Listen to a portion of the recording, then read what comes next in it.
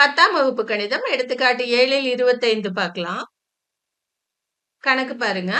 ஒரு கனசெவ்வகத்தின் மீது அரை உருளை உள்ளவாறு ஒரு நகைப்பெட்டி உள்ளது. படத்துல கொடுத்திருக்காங்கல்ல இந்த நகைப்பெட்டி. கனசெவ்வகத்தின் பரிமாணங்கள் 30 சென்டிமீட்டர், 15 சென்டிமீட்டர், 10 சென்டிமீட்டர் எனில் நகைப்பெட்டியின் கன அளவு காண்க. படம் கணக்கோடது. அதனால இந்த கணக்கு கேட்டாங்கன்னா இந்த படம் நமக்கு கொடுத்துருவாங்க. நகைப்பெட்டியின் கன அளவு கேட்டிருக்காங்க இல்லையா? நகைப்பெட்டியின் கன அளவு வேணும்னா கீழே இருக்கிற இந்த கனசதுரத்தின் கன அளவையும் மேல இருக்கிற இந்த அரை உருளையின் கன அளவையும் நாம கூட்டிக்கணும். இந்த அரை உருளைக்கு நமக்கு ஏதாவது கொடுத்திருக்காங்களா பாருங்க. ஆரம் கொடுத்திருக்காங்களா, உயரம் கொடுத்திருக்காங்களா? எதுவுமே இல்லை இல்லையா?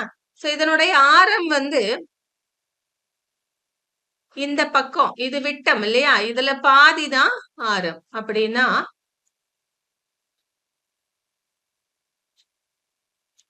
ஆரம் ஆர் சமம் 15/2 இல்லையா? ஏன்னா இது 15, அப்ப இதுவும் 15 தான். இது 15/2 சென்டிமீட்டர். அடுத்து இதனுடைய உயரம் கொடுத்திருக்காங்களா பாருங்க. இல்ல இல்லையா? இதனுடைய உயரம்ங்கிறது இதுதான் இதனுடைய உயரம். அப்படின்னா இதுல இருந்து இது வரைக்கும் இருக்கிறது உயரம்னு நாம எப்பவும் எடுத்துக்குவோம். உயரம் எவ்வளவு? 30 சென்டிமீட்டர். ஹெச் சமம் 30 சென்டிமீட்டர். இந்த அளவுகளை வச்சுட்டு இந்த பெட்டிக்கு கன அளவை நாம கண்டுபிடிக்க போறோம். நகைப்பெட்டியின் கன அளவு சமம் கனசெவ்வகத்தின் கன அளவு பிளஸ் அரை உருளையின் கன அளவு. நமக்கு தெரியும் கனசெவ்வகத்தின் கன அளவு எல் பெருக்கல் பி பெருக்கல் ஹெச். அரை உருளையின் கன அளவுன்னு தனியா எதுவும் இல்ல. உருளையின் கன அளவுல பாதி. அப்படின்னா அரை பெருக்கல் உருளையின் கன அளவு. உருளையின் கன அளவு எப்படி கிடைக்கும்? பை ஆர் ஸ்கொயரை ஹெச்சால பெருக்கினா கிடைக்கும். Pi R square H.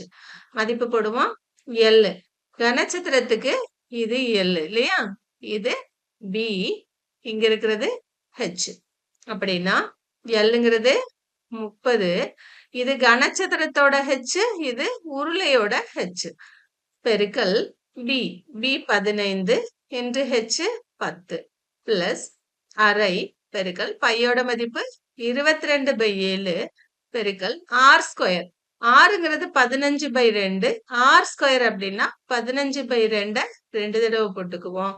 பெருக்கல் ஹெச். உருளையோட ஹெச் எவ்வளவு? 30. சிம்பிளிஃபை பண்ணுவோம். இந்த பக்கம் 3 15 45. இங்க ஒரு 0, இங்க ஒரு 0 எடுத்து போட்டுக்குங்க. 4500 பிளஸ் 1 2 11 2 22. 1 2 இங்க அடிச்சீங்கன்னா 15 2 30. இந்த 15 இந்த 15 இந்த 15 பெருக்கிட்டு அதை 11ஓட பெருக்கி 7 பெருக்கல் 2 14ஆல நாம வகுக்கணும். முதல்ல 15க்கு 15 எவ்வளவு? 225 நமக்கு தெரியும் இல்லையா? 225 அதோட 15 நாம பெருக்குவோம். 5 25 மீதி 2 2 10 2 12 2 5 10 10 1 11.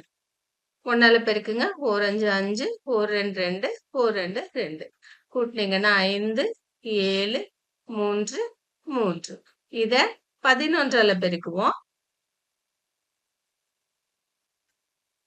11ஆல பெருக்கும்போது 3 3 7 5 அதை ஏத்தா திருப்பி எழுதுவோம் இல்லையா? 3 3 7 5 கூட்டுங்க. 5 12க்கு 2 மிச்சம் 1 10 11 11க்கு 1 மீதி 1 3 3 6 6 1 7 இங்க 3. இப்போ கிடைச்சிருக்க ஆன்சரை நாம 7ஆல வகுப்போம்.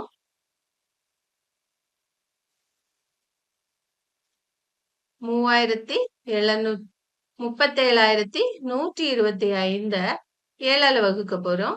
5 7 35 கழிச்சிங்கன்னா 2 21 37 21 கழிச்சிங்கன்னா 0. இங்க இருந்து 2 இறக்கிக்குங்க. 2ல 7 இல்ல 0 போட்டுக்குங்க. 5 இறக்கிக்குங்க.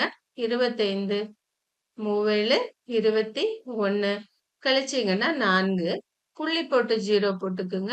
இங்க புள்ளி போட்டுக்குங்க. ஒரு 0வை இறக்கிக்குவோம்.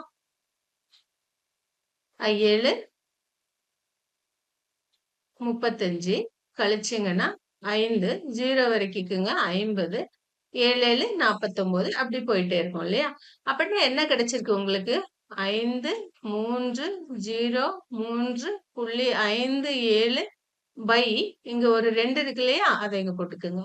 ஈக்குவல் டு 4500 பிளஸ் இத 2ஆல வகுக்கும்போது 2 2 4 மீதி 1 13 6 2 12 மீதி 1 10 2 10 ஓர் 2 2 3ல மிச்சம் 1 இருக்கு இங்க போட்டுக்கோங்க. 0.7